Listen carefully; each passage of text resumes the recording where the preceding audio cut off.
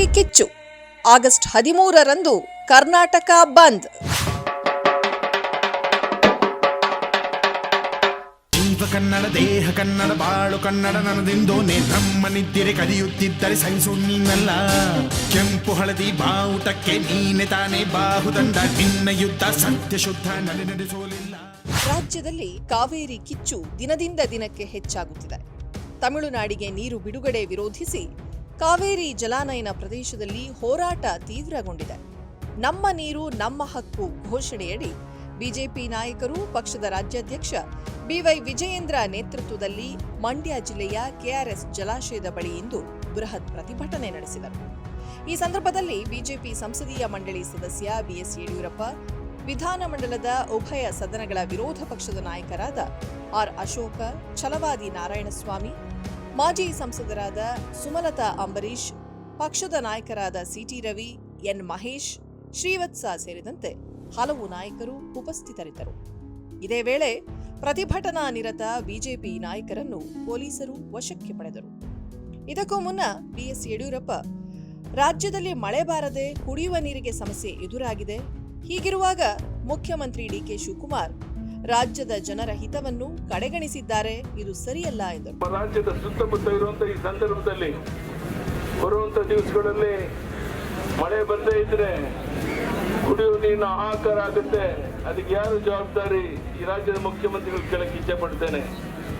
ಇದು ಯಾವುದನ್ನು ಗಂಭೀರವಾಗಿ ಚಿಂತನೆ ಮಾಡದೇನೆ ಕೇವಲ ಮಂತ್ರಿಮಂಡಲ ವಿಸ್ತರಣೆಯ ಗೊಂದಲದಲ್ಲಿ ಸಿಕ್ಕಿ ಜನಹಿತವನ್ನು ಮರೆತಿರುವಂತಹ ಈ ರಾಜ್ಯದ ಮುಖ್ಯಮಂತ್ರಿ ಆಡಳಿತ ವೈಖರಿಗೆ ಧಿಕ್ಕಾರ ಧಿಕ್ಕಾರ ಧಿಕ್ಕಾರ ಅಂತ ಹೇಳುವಂತದ್ದು ಬಿಟ್ಟು ಬೇರೆ ಮಾತು ಹೇಳಕ್ ಸಾಧ್ಯ ಇಲ್ಲ.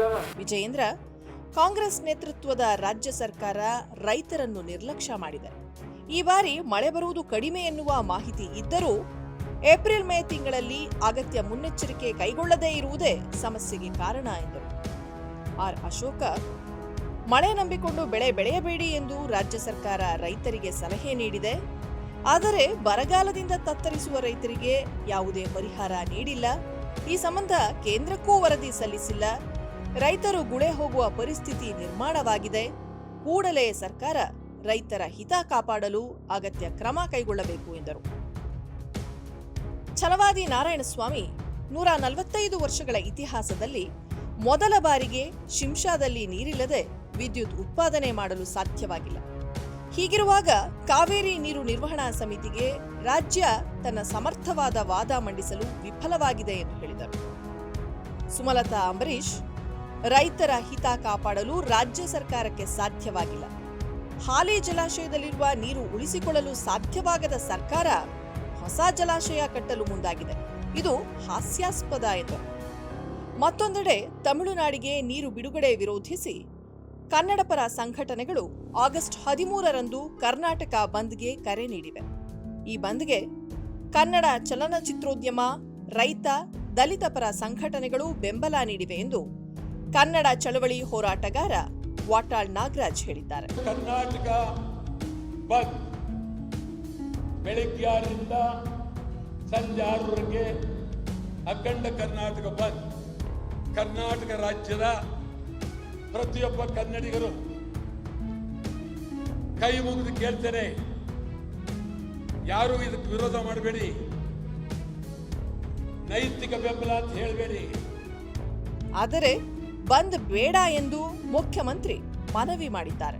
ಕಾವೇರಿ ನೀರಿನ ವಿಚಾರವಾಗಿ ಕಾನೂನು ತಜ್ಞರ ಸಲಹೆ ಹಾಗೂ ವಿರೋಧ ಪಕ್ಷಗಳ ನಾಯಕರನ್ನು ವಿಶ್ವಾಸಕ್ಕೆ ಪಡೆದ ಬಳಿಕ ಮುಂದಿನ ತೀರ್ಮಾನ ಮಾಡಲಾಗುವುದು ಎಂದು ಮುಖ್ಯಮಂತ್ರಿ ಡಿಕೆ ಶಿವಕುಮಾರ್ ಅವರು ತಿಳಿಸಿದ್ದಾರೆ. ಇಮಿಡಿಯೇಟ್ಲಿ ಬಿಡಿ ಅಂತ ಹೇಳಿದ್ರಲ್ಲ ಸರ್, ಅವರು ಬಿಡಬೇಕು ಅಂತ ನಿನ್ನೆ ನಮ್ಮ ವಾದನ ರಿಜೆಕ್ಟ್ ಮಾಡಿದ್ದಾರೆ. ಮುಂದಕ್ಕೆ ಏನ್ ಮಾಡಬೇಕು ಅಂತ ಆಲ್ ಪಾರ್ಟಿ ಲೀಡರ್ಸ್ ಮೀಟಿಂಗ್ ಕರೆದಿದ್ದೇವೆ. ಫಾರ್ಮರ್ ಚೀಫ್ ಮಿನಿಸ್ಟರ್ ಕರೆದಿದ್ದೇವೆ. ನಮ್ಮ ವಿರೋಧ ಪಕ್ಷದ ನಾಯಕರುಗಳು ಕೂಡ ಕರೆದಿದ್ದೇವೆ. ಅವರೆಲ್ಲ ಬರ್ತಾರೆ. ಅವ್ರ ಸಲಹೆ ಕೂಡ ಕೇಳ್ತೀವಿ. ಲೀಗಲ್ ಟೀಮ್ ಹೇಳಿದ್ದೇವೆ. ಹಿಂದೆ ಇಂಥ ಸಂದರ್ಭದಲ್ಲಿ ಏನೇನು ಆಗಿದೆ ಅನ್ನೋದು ಕೂಡ ಅವರು ಕೂಡ ಎಕ್ಸಾಮಿನ್ ಮಾಡಕ್ಕೆ ಹೇಳಿದ್ದೇನೆ. ಅದಾದ್ಮೇಲೆ ಏನ್ ಮಾಡಬೇಕು ಅಂತ ತೀರ್ಮಾನವನ್ನು ಮಾಡ್ತೀವಿ.